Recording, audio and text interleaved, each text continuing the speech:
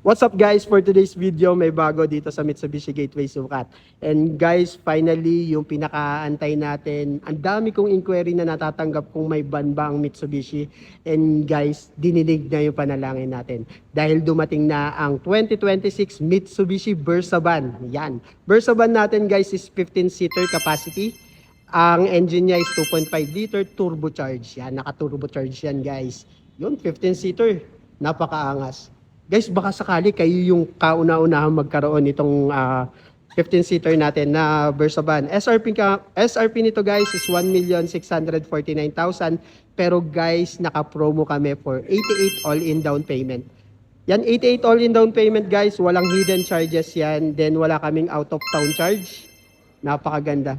Guys, ang ganda ng door nito kasi napakalaki ng door niya. Yan, buksan natin. Yun, bagong-bago. Naka-plastic pa yan guys. Yun. Sa mga interesado sa Versa van guys, pwede nyo na ako i-direct message ngayon. Yan.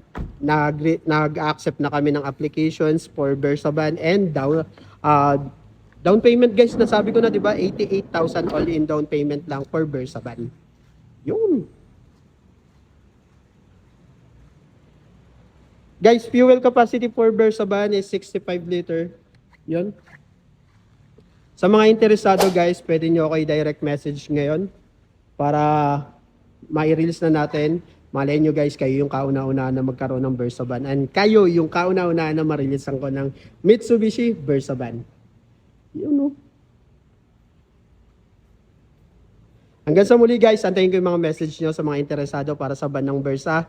Mitsubishi Versa van, direct message na. Ciao.